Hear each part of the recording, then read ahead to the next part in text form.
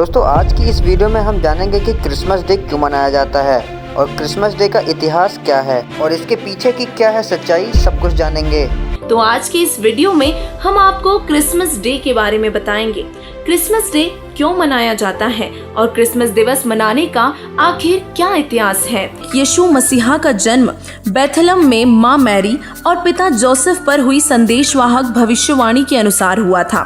हालांकि यीशु के जन्म की तारीख को लेकर कई मतभेद आज भी बने हुए हैं, लेकिन अधिकतर लोगों द्वारा इसे 25 दिसंबर के दिन ही मनाया जाता है।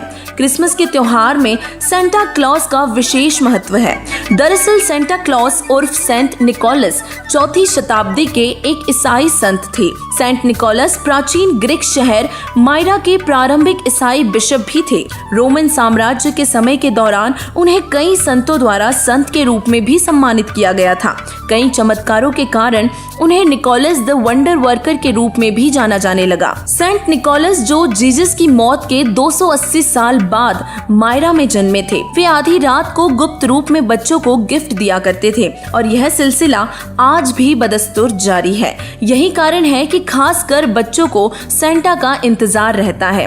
सेंट निकोलस के गुप्त उपहार देने की आदत ने सेंटा क्लॉज के काल्पनिक मॉडल को जन्म दिया और अक्सर पश्चिमी देशों में और ईसाई धर्म के त्योहारों जैसे कि थैंक्सगिविंग डे, हैलोवीन, ईस्टर और क्रिसमस पर लोग भारी मात्रा में मांसाहार और अंडों का उपयोग करते हैं। आमतौर पर ईसाई धर्म में मांसाहार करने को गलत नहीं माना जाता। अब आपको बताएंगे बाइबल में से चौंकाने वाले प्रमाण। पवित्र बाइबल का अध्ययन करने पर कुछ ऐसे तथ्यों के बारे में हमें जानकारी प्राप्त हुई जिसे जानकर आप हैरान रह जाएंगे। क्रिसमस त्योहार को मनाने की शुरुआत ईसा मसीहा के शरीर त्यागने के लगभग 280 वर्षों के बाद हुई थी, जिस कारण से इस त्योहार का कोई भी उल्लेख पवित्र बाइबल में नहीं मिलता। पवित्र बाइबल के यिर्मयाह 20:14 में स्पष्ट किया है कि किसी का भी जन्मदिन मनाना व्यर्थ है। आपको यहाँ पर हम ये भी बताना जरूरी समझते हैं कि पवित्र बाइबल में जगह जगह लिखा है कि जीसस भगवान के पुत्र थे। पवित्र बाइबल के हैब्रू 1:5,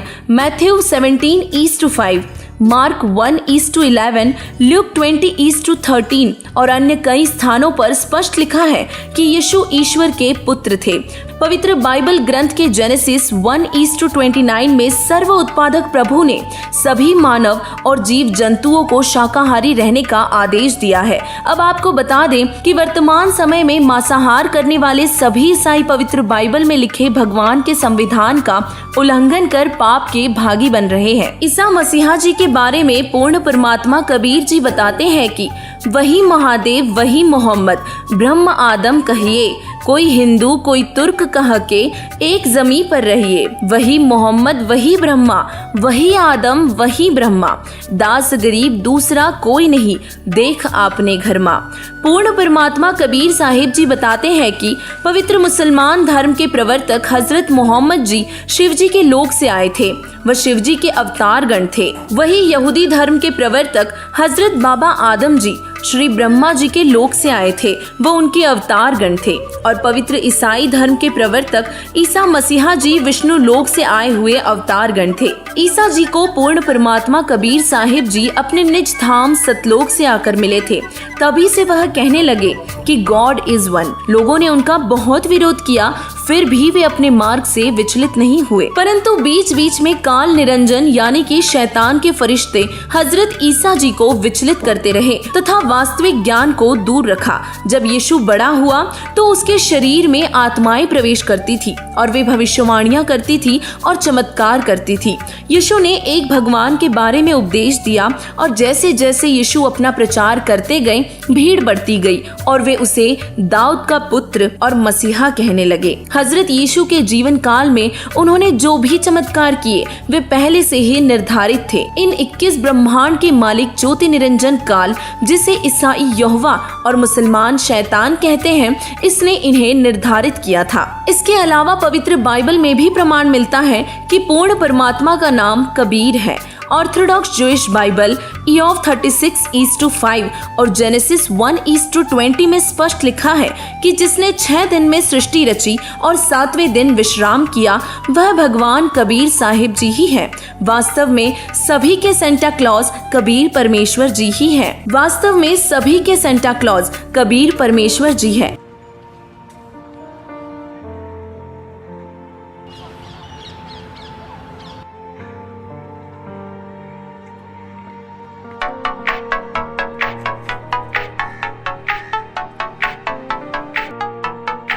नमस्ते भाई साहब। नमस्ते। बैठ जाए भाई साहब यहाँ पे। बैठिए बिल्कुल। धन्यवाद भाई साहब। सर क्या आप ईसाई हैं? जी हाँ। ये तो बहुत अच्छा हुआ, ईसाई लोगों में तो मुझे बड़ी रुचि है। Thank you. मैं कई दिनों से आपके धर्म के बारे में सोच रहा था, यदि आप कुछ बताएं तो हमें भी कुछ जानकारी हो। हाँ बिल्कुल। ईसाई धर्म महान धर्म है जो विश्व के बहुत से देशों में फैला हुआ है, जो लगभग सभी धनाढ्य देशों में यही धर्म प्रचलित है, जिसका आधार ग्रंथ बाइबल है और इसी ग्रंथ के आधार पर हम परमात्मा को याद करते हैं, चर्च जाते हैं और हिंदू लोगों की तरह अलग अलग देवी देवताओं की पूजा नहीं करते। अच्छा जी, ये तो बहुत खूब बताया आपने। पर एक बात और बताइए कि ईसाई लोग जो मांस खाते हैं, क्या इससे आपकी भक्ति बाधक नहीं? क्या इससे आपकी भक्ति पर कोई प्रभाव नहीं पड़ता? नहीं, ऐसा कुछ नहीं, आप जो चाहे खा सकते हैं। माफी चाहूंगा भाई, पर मैंने एक बार एक संत का सत्संग सुना था। वो तो बाइबल के उत्पत्ति ग्रंथ में परमात्मा को साकार बता रहे थे। वे बाइबल में दिखा रहे थे कि परमात्मा ने नर नारी करके अपने स्वरूप अनुसार मानव का सर्जन किया। तो फिर आपकी निराकार वाली बात मेरे गले नहीं उतरी। और रही बात मांस खाने की, तो ये घोर पाप है। बाइबल के उत्पत्ति ग्रंथ में मनुष्य के आहार बताए हैं, उसमें मांस का कहीं भी जिक्र नहीं है। केवल बीज वाले पौधे व फलदार वृक्ष ही मानव के आहार बताए हैं। और क्या आप लोग फिर मांस खा के बाइबल का अपमान नहीं कर रहे? मैंने तो जैसा लोगों से सुना वैसा ही मान लिया और वैसे ही आपको बता दिया। मुझे बाइबल के बारे में ज़्यादा जानकारी नहीं है। और क्या आप मुझे संत का नाम बता सकते हैं? नाम ही नहीं, मैं आपको वीडियो भी दिखा सकता हूँ। एक सेकंड, मेरे फ़ोन में सेव है, ये देखिए। अब उसने परमात्मा ने मनुष्यों को अपने जैसा ही रचा, तो कैसा है भगवान? साकार है, नर आकार है, सह शरीर है। ये देखिएगा, ये पवित्र बाइबल। अब इसकी उत्पत्ति पर आते हैं हम बिल्कुल स्टार्ट से ही। ये है जेनेसिस, यानी उत्पत्ति आरंभ होती है। आदि में परमेश्वर ने आकाश और पृथ्वी की सृष्टि की, यानी ये बहुत सिंपल उसमें लिख रखा है। इस प्रकार पहला दिन हो गया, यानी सांझ हुई, भोर हुआ, इस प्रकार पहला दिन हो गया। फिर तो परमेश्वर ने उस मंत्र के प्रकाश का सांझ हुई, फिर भोर हुआ, इस प्रकार दूसरा दिन हो गया। सांझ हुई, भोर हुई, फिर तीसरा दिन हो गया। इनमें कुछ रचनाएं की परमात्मा ने। फिर देखो, अब 4 पृष्ठ पे पढ़ रहे हम। सांझ हुई, फिर भोर हुआ, चौथा दिन हो गया। अब फिर हम यहाँ आगे 5 पृष्ठ पे जिन उत्पत्ति पढ़ रहे हैं, जेनेसिस। ये सांझ हुई, फिर भोर हुआ, 5वां दिन हो गया। अब हम 6ठे दिन में आएंगे।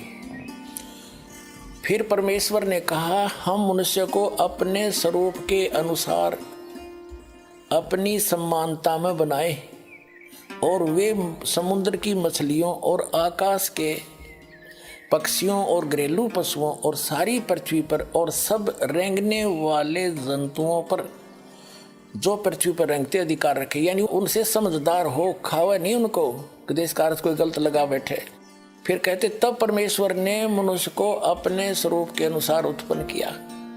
अपने स्वरूप के अनुसार परमेश्वर ने उसको उत्पन्न किया, नर और नारी करके उसने मनुष्यों की सृष्टि की। तो पुण्यात्माओं, कैसा है भगवान? नर आकार, हमारे जैसा। अब उसने परमात्मा ने मनुष्यों को अपने जैसा ही रचा, तो कैसा है भगवान? साकार है, नर आकार है, सह शरीर है। उसका नाम कबीर है, ये आगे सिद्ध करेंगे। और पुण्यात्माओं, पूरा विश्व ही भ्रमित है। पवित्र बाइबल की स्टडी करने वाले सभी ईसाई मानते परमात्मा गॉड इज फॉर्मलेस। बाइबल क्या कहता है? वो साकार है। तो हमने सभी धर्मों को जानने के लिए उनके पवित्र सदग्रंथों को ही आधार मानना चाहिए, ना कि किसी धर्म के व्यक्ति क्या कह रहे हैं। और क्या पूजा करें उसको आधार नहीं मानना चाहिए। ना फिर इन पुस्तकों की आवश्यकता क्या थी, जिनको आज तक सिर पे रखे घूम रहे थे कि इस में सर्वश्रेष्ठ ज्ञान है, तो उस ज्ञान को ही आधार मानेंगे। और इस दास के अतिरिक्त विश्व में आज तक इसको कोई क्लियर नहीं कर सका। और दास के कोई इसमें ये ना समझना कोई अभिमान कर रहा हूँ, ये ना समझना कि दास अभिमान कर रहा है। ये परमात्मा अल्लाह अकबर, उस अल्लाह कबीर की दया है। इस दास को उस परमेश्वर ने भेजा है इस काम के लिए। अब ये भी स्पष्ट करते हैं कि जिसने सब सृष्टि की रचना की, जिस अल्लाह अकबर ने, जिस अल्लाह कबीर ने, जिस कंप्लीट गॉड ने, उसने किसी को भी मांस खाने का आदेश नहीं दिया, ना एनिमल्स को, ना बर्ड्स को और ना मैन को, किसी को नहीं। देखो पवित्र बाइबल पढ़ रहे हैं, उत्पत्ति ग्रंथ। फिर परमेश्वर ने कहा हम मनुष्य को अपने स्वरूप के अनुसार अपनी समानता बनाएं और वे समुद्र की मछलियों और आकाश के पक्षियों और घरेलू पशुओं और सारी पृथ्वी पर और सब रेंगने वाले जंतुओं पर जो पृथ्वी पर रेंगते हैं अधिकार रखे।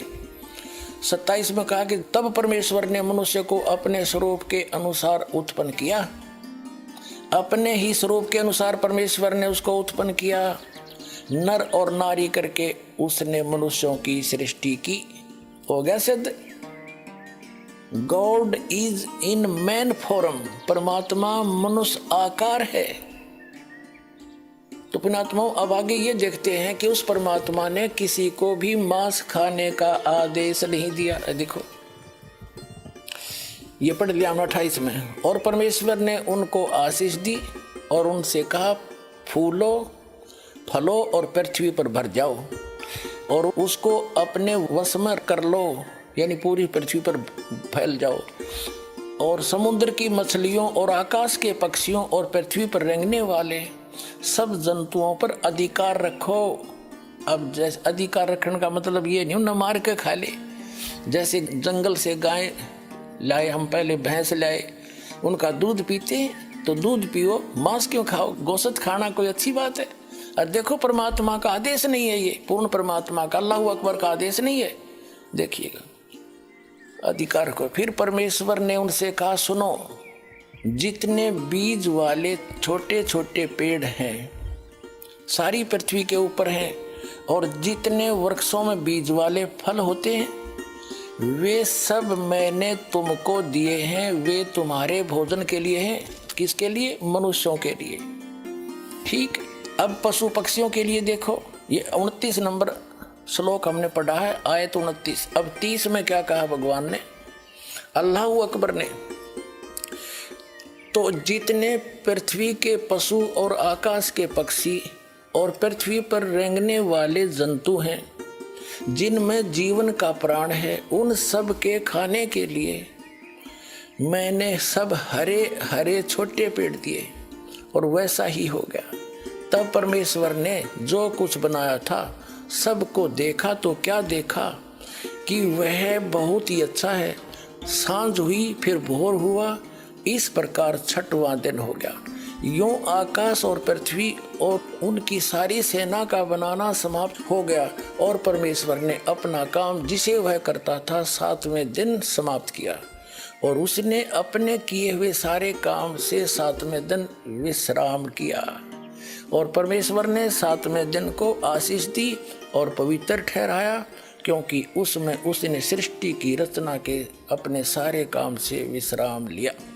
तो पुण्यात्माओं, इसे स्पष्ट हो गया कि मांस खाने का आदेश किसी भी प्राणी को नहीं है।